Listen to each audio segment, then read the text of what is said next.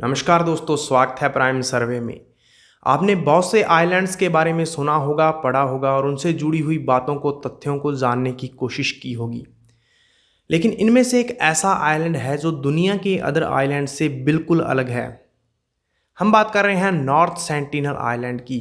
तो ऐसी क्या वजह है इस आइलैंड में, ऐसी क्या वो चीज़ है जो इस आइलैंड को दुनिया के अदर आइलैंड से बिल्कुल अलग करती है। आइए जानते हैं इस वीडियो में इस आइलैंड के बारे में और यहाँ पर रहने वाले लोगों के बारे में। जियोग्राफिकली देखें तो 59.67 स्क्वायर किलोमीटर में फैला हुआ अंडमान द्वीप समूह का एक छोटा सा द्वीप है नॉर्थ सेंटिनल आइलैंड, जो अंडमान की वंडूर सिटी से 42 किलोमीटर और पोर्ट ब्लेयर से 55 किलोमीटर पश्चिम में बंगाल की खाड़ी में स्थित है। तो आखिर वो कौन सी वजह है जो इसे दुनिया के अदर आइलैंड से अलग करती है, आइए समझते हैं। इस आइलैंड पर रहने वाले सेंटिनलीज लोग, जी हाँ, इस आइलैंड पर रहने वाले सेंटिनलीज लोग ही इस आइलैंड को दुनिया के अदर आइलैंड से अलग बनाते हैं। इन सेंटिनलीज ने अपने आप को कुछ इस हद तक आइसोलेट करके रखा हुआ है बाहरी दुनिया से कि बाहरी दुनिया से इनका कोई नाता नहीं है, पूर्णतः अनभिज्ञ है ये बाहरी दुनिया से। ये आइलैंड ही इनके लिए इनकी दुनिया है। तो कौन है ये सेंटिनलीज लोग और कहाँ से आए हैं, आइए जानते हैं इनके बारे में। तो ऐसा माना जाता है कि इस आइलैंड पे रहने वाले लोग विश्व की सबसे पुरानी जनजाति जारवा के वंशज हैं, जो पिछले 60,000 ईयर से अंडमान आइलैंड्स पे निवास करते आ रहे हैं। अगर इनकी जीवन शैली और रहन सहन को देखा जाए तो काफ़ी ज़्यादा समानताएं देखने को मिलती है सेंटिनलीज और जारवा जनजाति के लोगों के बीच। इसके अलावा अगर बात करें इनके फूड की, ट्रेडिशनल कल्चर या शारीरिक सजावट की, तो काफ़ी ज़्यादा समानताएं देखने को मिलती है ओंगे जनजाति और सेंटिनलीज के बीच। तो आइए एक नज़र डालते हैं सेंटिनलीज की जीवन शैली और रहन सहन पर। देखने में शाइनिंग डार्क स्किन, छोटे घुंघराले बाल, वेल डिफाइंड मसल और औसतन 5 से 5.5 फुट हाइट के लोग होते हैं। ये बदन पर हमारी तरह कपड़े नहीं पहनते। गले में, सर पे और कमर पे ये फाइबर टाइप मटेरियल से बने कुछ बेल्ट का इस्तेमाल करते हैं। खाने की बात की जाए तो इन्हें खेती करना नहीं आता, जिसकी वजह से इनके खाने के मुख्य स्रोत हैं जंगली जानवरों की हंटिंग करते हैं, जैसे जंगली सूअर, फिशिंग करते हैं, टर्टल एग्स कलेक्ट करके खाते हैं, फ्रूट्स या हनी का इस्तेमाल करते हैं। काफ़ी सारे फोटोज़, वीडियो क्लिप्स मिल जाएंगे आपको, जिसको देख के ये बात तो कंफर्म हो जाती है कि सेंटिनलीज लोग ज़्यादातर टाइम ग्रुप्स में रहना पसंद करते हैं और सेफ्टी पर्पज़ के लिए अपने साथ भाले और धनुष जैसे हथियार रखते हैं। एक अनुमान के अनुसार इस आइलैंड पे 50 से लेकर 500 तक सेंटिनलीज लोग निवास करते हैं, लेकिन इस बात का कोई ऑफिशियल रिकॉर्ड नहीं है, क्योंकि अभी तक कोई भी ऑफिशियल काउंटिंग नहीं हो पाई है। अगर सेंटिनलीज लोगों के घरों की बात की जाए तो 2 तरह के घर आपको मिलेंगे। थोड़े बड़े हट्स जिसमें कई परिवार मिलके ग्रुप्स में रहते हैं, और जबकि छोटे हट्स जिसमें सिंगल फैमिली निवास करती है।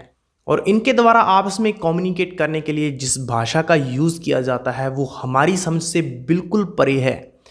इवन कि आसपास के आइलैंड्स पे रहने वाले जारवा और ओंगे जनजाति के लोगों से भी इनकी भाषा बिल्कुल मैच नहीं होती। और यही वो बड़ा रीज़न है कि आज तक हम सेंटिनलीज लोगों से कम्युनिकेट नहीं कर पाए। इसका मतलब ये नहीं है कि सेंटिनलीज लोगों से आज से पहले कम्युनिकेट करने की कोशिश ना की गई हो। समय समय पर बहुत से लोगों द्वारा कोशिशें की गई है, लेकिन सफलता हाथ नहीं लगी। कॉन्टैक्ट हिस्ट्री को देखा जाए तो सबसे पहले मेंशन रिकॉर्ड मिलता है 1771 का, जब ईस्ट इंडिया कंपनी का एक जहाज़ हाइड्रोग्राफिक सर्वे के लिए नॉर्थ सेंटिनल आइलैंड के करीब से निकल रहा था। तो इसमें सवार लोगों को इस आइलैंड पे फायर लाइट्स देखने को मिलती है, लेकिन उनके द्वारा कोई इन्वेस्टिगेट नहीं किया जाता, वो वहाँ से चुपचाप निकल जाते हैं। इसके बाद 1867 में जब एक इंडियन मर्चेंट वेसल अचानक से इस आइलैंड के करीब से निकल रहा होता है तो वो यहाँ पर अटक जाता है। तो इसमें बैठे हुए सभी लोग और चालक दल सुरक्षित आइलैंड पर पहुँच जाते हैं। जब 3 दिन के बाद इनके पास खान पान के संसाधनों की कमी होने लगती है तो ये फूड की तलाश में आइलैंड पे आगे बढ़ते हैं, लेकिन अचानक से सेंटिनलीज के द्वारा इन पे तीरों से अटैक कर दिया जाता है। लेकिन पत्थरों और लाठियों की मदद से ये सेंटिनलीज को वहाँ से खदेड़ने में सक्सेसफुल रहते हैं और इनका बाद में रॉयल नेवी के द्वारा वहाँ से रेस्क्यू कर लिया जाता है। इसके बाद 1880 में रॉयल नेवी के ऑफिसर मॉरिस पोर्टमैन अंडमानीज के साथ मिलकर इस आइलैंड पे विजिट करते हैं और सेंटनलीज लोगों के साथ कॉन्टैक्ट बनाने की कोशिश की जाती है। लेकिन जैसे ही पोर्टमैन और अंडमानीज लोग, उनकी टीम इस आइलैंड पे पहुंचते हैं, उन्हें देख ये सेंटनलीज लोग पेड़ों में छिप जाते हैं। काफ़ी दिनों की सर्च और कोशिश के बाद पोर्टमैन और उनकी टीम को कुछ रास्ते और गांव मिलते हैं और वहां से वापस पोर्ट ब्लेयर लौटते समय पोर्टमैन वहां से एक बुजुर्ग कपल और 2 बच्चों को अपने साथ ले आते हैं। लेकिन पोर्ट ब्लेयर पहुंचने के कुछ दिनों बाद ही ये सेंटनलीज लोग बीमार होना शुरू हो जाते हैं, क्योंकि इनका जो इम्यून सिस्टम होता है ये आइलैंड से बाहर के एनवायरनमेंट का आदी नहीं होता, जिसकी वजह से ये सर्वाइव नहीं कर पाते।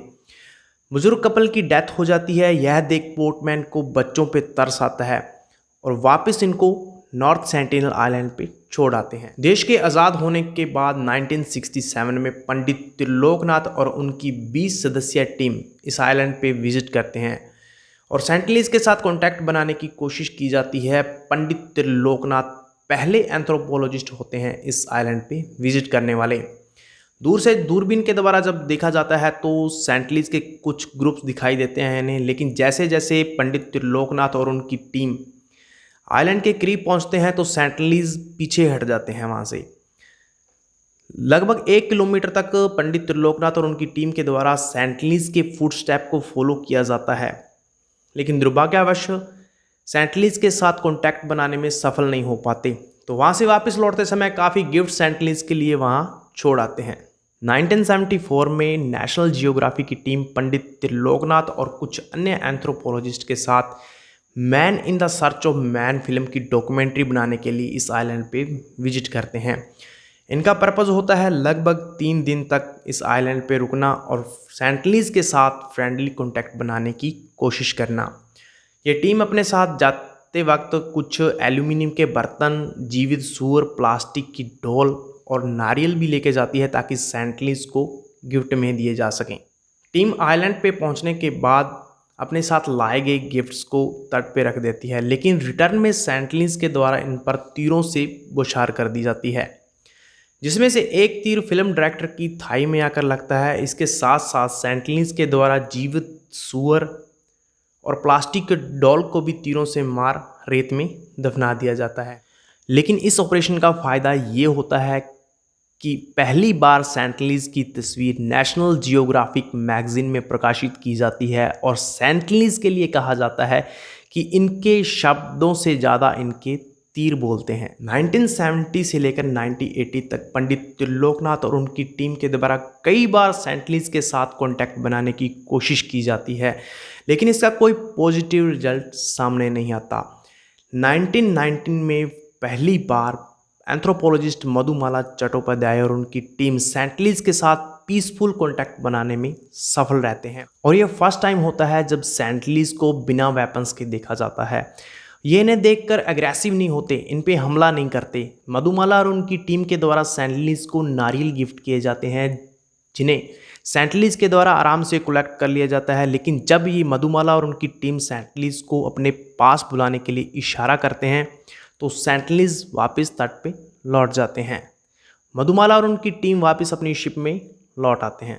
नेक्स्ट डे मधुमाला और उनकी टीम जब वापस तट के करीब पहुंचते हैं तो इन्हें लगभग 2 दर्जन सेंटनलीज लोग वहां पर दिखाई देते हैं, जिसमें से एक के द्वारा इस टीम पर तीर को ताना जाता है। वो तीर चलाने ही वाला होता है, लेकिन वहां पर उपस्थित एक महिला के द्वारा इस व्यक्ति को कुछ कहा जाता है, कुछ इशारा किया जाता है, जिससे ये तीर को नीचे कर देता है। मधुमाला और उनकी टीम सेंटनलीज को अगेन कोकोनट गिफ्ट्स करते हैं और ये फर्स्ट टाइम होता है जब सेंटनलीज बाहरी लोगों के इतना करीब होते हैं।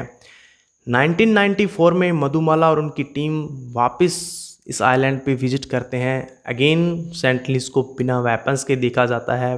टीम फ्रेंडली कॉन्टैक्ट बनाने में सफल रहती है और ये लास्ट टाइम भी होता है जब सेंटनलीज बाहरी लोगों से इतना फ्रेंडली होते हैं।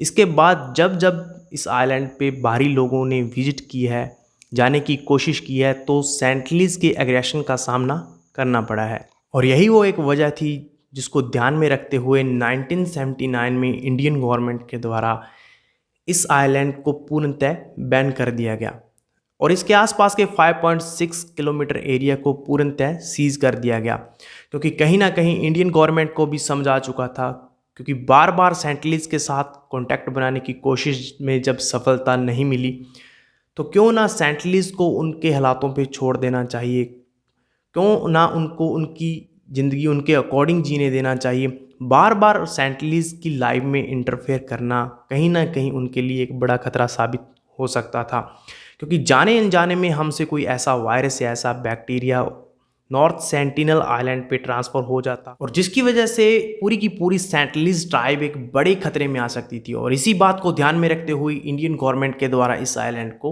बैन कर दिया गया। फिलहाल में सेंटिनलीज के साथ कॉन्टैक्ट को लेकर दो तरह की आइडियोलॉजी एग्जिस्ट करती है, जिसमें से कुछ लोगों का मानना है कि सेंटिनलीज के साथ कॉन्टैक्ट किया जाना चाहिए ताकि उन्हें भी सिविलाइज किया जा सके, वह भी सारी सुख सुविधाएं ले सकें जो हमें मिलती आ रही है, वो भी अपनी मॉडर्न लाइफ जी सकें। लेकिन दूसरी तरफ कुछ लोगों का मानना है कि सेंटिनलीज लोगों के साथ कॉन्टैक्ट बिल्कुल सही नहीं है, उन्हें उनके अकॉर्डिंग रहने देना चाहिए, उन्हें उनकी लाइफ जीने देना चाहिए, क्योंकि सेंटिनलीज लोग बाहरी लोगों के साथ कॉन्टैक्ट में आने के साथ अपनी सदियों से चले आ रहे ट्रेडिशन को लूज आउट कर जाएंगे और हो सकता है बाहरी दुनिया का खान पान या एनवायरनमेंट उनके लिए सही ना हो, वो एडजस्ट ना कर पाएँ और कुछ ऐसी डिजीज या बीमारी का शिकार हो जाएं जिसकी वजह से पूरी की पूरी सेंटिनलीज ट्राइब रिस्क में आ जाए।